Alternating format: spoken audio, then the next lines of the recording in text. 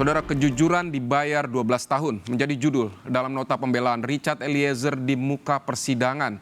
Isi nota pembelaan Eliezer bercerita sisi emosional dan intim yang terjadi dalam hidupnya.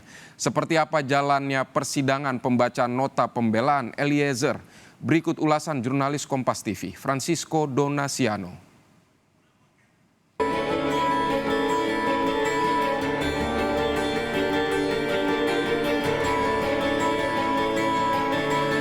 Saya juga meminta maaf kepada tunangan saya karena harus bersabar menunda rencana pernikahan kami. Walaupun sulit diucapkan, tapi saya berterima kasih atas kesabaran dan cinta kasih dan perhatian. Kalaupun kamu harus menunggu, tunggulah saya menjalani proses hukum ini. Kalaupun lama, saya tidak akan egois dengan memaksa kamu menunggu saya. Saya ikhlas apapun keputusanmu, karena bahagiamu adalah bahagiaku juga.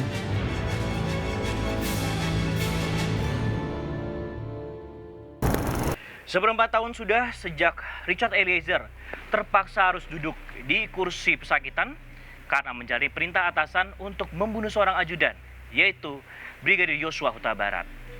Berharap kejujuran yang diberikan selama persidangan membuahkan hasil keringanan hukuman, namun apa daya, tuntutan yang diberikan adalah 12 tahun kurungan. Richard Eliezer tentunya tidak tinggal diam dengan memberikan nota pembelaan. Lantas, seperti apa jalannya persidangan?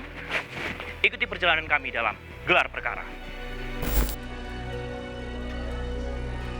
Terdakwa pembunuhan Yosua, Richard Eliezer, membacakan nota pembelaannya atau pledoi di persidangan. Eliezer mengaku diperalat dan pengabdiannya disia-siakan oleh atasannya, yaitu Ferdi Sambo.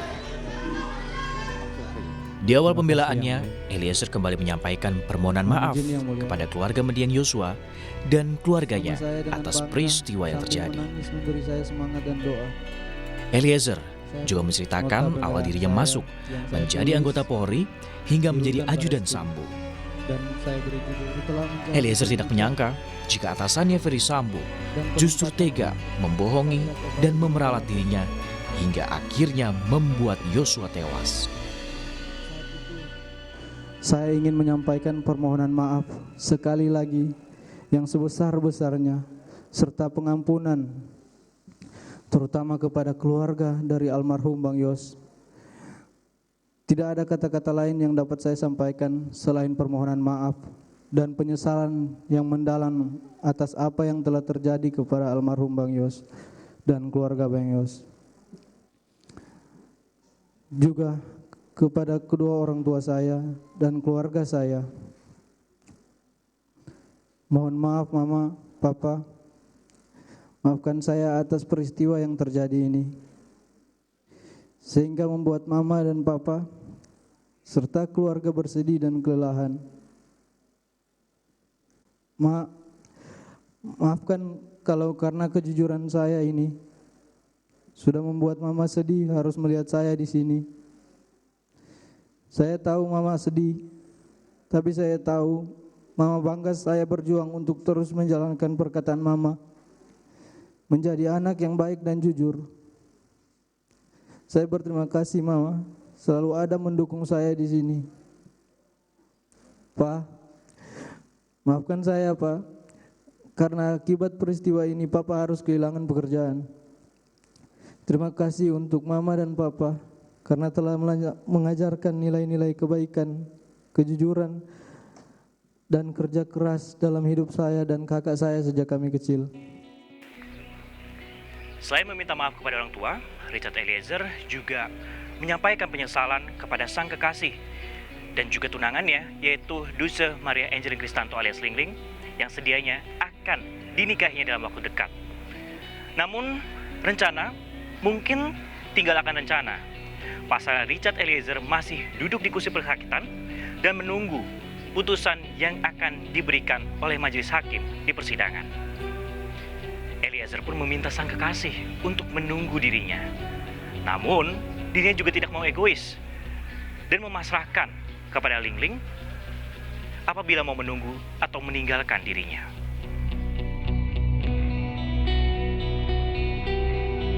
Richard Eliezer memohon kesabaran tunangannya agar menunggunya menjalani proses hukum.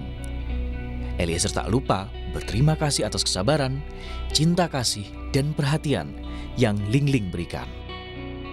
Namun di sisi lain, dirinya tidak egois dan ikhlas apapun keputusan Lingling, termasuk apabila harus berpisah. Karena kebahagiaan Lingling adalah kebahagiaan Eliezer juga. Saya juga meminta maaf kepada tunangan saya karena harus bersabar menunda rencana pernikahan kami. Walaupun sulit diucapkan, tapi saya berterima kasih atas kesabaran dan cinta kasih dan perhatian. Kalaupun kamu harus menunggu, tunggulah saya menjalani proses hukum ini. Kalaupun lama, saya tidak akan egois dengan memaksa kamu menunggu saya. Saya ikhlas apapun keputusanmu, karena bahagiamu adalah bahagiaku juga. Nggak boleh menangis. Richard bilang nggak boleh menangis. Itu apa? Supaya dia semangat. Tidak boleh menangis. Biar dia semangat gitu.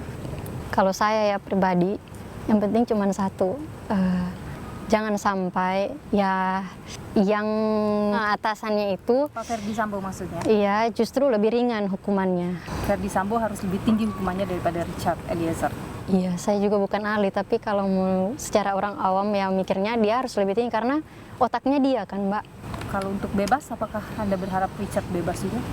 Kalau saya pribadi, Mbak, saya serahkan ke penegak hukum. Richard pernah menyampaikan keinginannya, misalnya saya harus bebas ini dari sini. Tidak pernah. Dia cuma bilang dia siap mempertanggungjawabkan untuk apa yang telah dia perbuat. Anda kan berencana menikah ya dengan Richard Eliezer tahun ini, benar? Seharusnya. Tahun depan, Mbak. Ketika ada kasus ini, mungkin kita belum tahu apakah tahun depan Richard bisa keluar bagaimana. Kita fokus ke kasus saja dulu kan, Mbak ya. Biar fokusnya Richard nggak kebagi-bagi kan. Untuk rencana-rencana yang tertunda tidak apa-apa lah gitu kan. Pasti ada rencana Tuhan lebih indah lah daripada rencana-rencana yang tertunda ini, Mbak. Anda akan menunggu Richard. Kalau misalnya Richard harus menjalani masa hukuman, ditahan misalnya, Iya, nggak apa-apa. Anda akan menunggu. Iya, Sudah berjanji pada Richard untuk itu. iya, Mbak.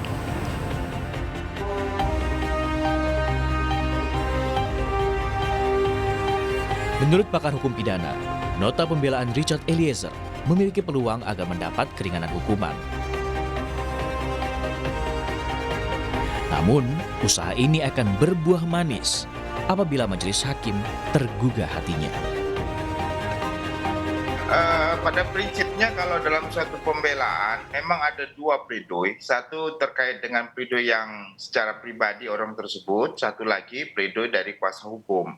Nah, pledoi yang dilakukan secara pribadi tentu ingin memberikan pesan ataupun harapan-harapan kepada hakim agar melihat dari sisi kebaikan masing-masing, apakah Putri hari ini dan juga Eliezer.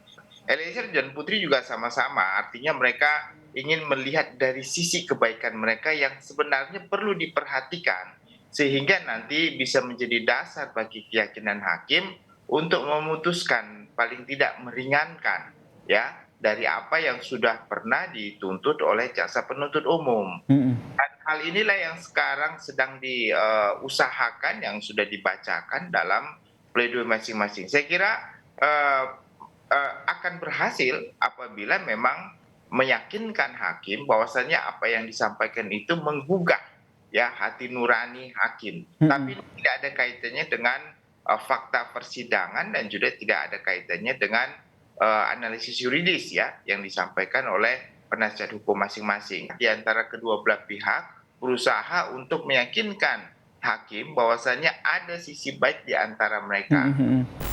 Setelah membacakan nota pembelaan, saat ini terdakwa Richard Eliezer tinggal menunggu putusan yang akan diberikan majelis hakim. Akankah kejujurannya akan membebaskan dirinya dan menghirup udara bebas, atau justru harus berakhir di balik jeruji besi? Francisco Donasiano, Andika Pratama, Kompas TV, Jakarta.